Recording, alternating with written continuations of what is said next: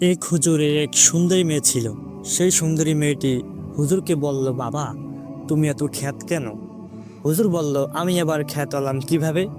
মেয়ে বলল, বাবা আমার বান্ধবীরা সবাই বোরকা ছাড়া বাইরে বের হয়, কিন্তু আমি বোরকা ছাড়া বাইরে বের হতে পারি না। তুমি একটু আধুনিক হও, একটু মডার্ন হও।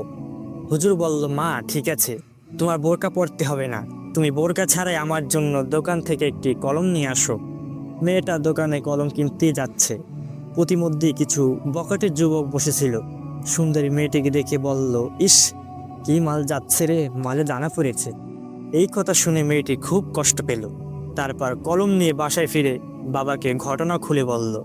বাবা বলল, মা এখন বোরকা পরে দোকান থেকে একটি খাতা নিয়ে আসো। মেয়েটি বোরকা পরে দোকানে গেল। সেই বখাটে যুবক মেয়েটিকে কিছুই বলল না। মেয়েটি বোরকা পরা গুরুত্ব বুঝতে পারল। মেয়েটি ঘরে ফিরে তার বাবাকে বলল, বাবা তুমি খ্যাত নাই, তুমি সর্বাধুনিক।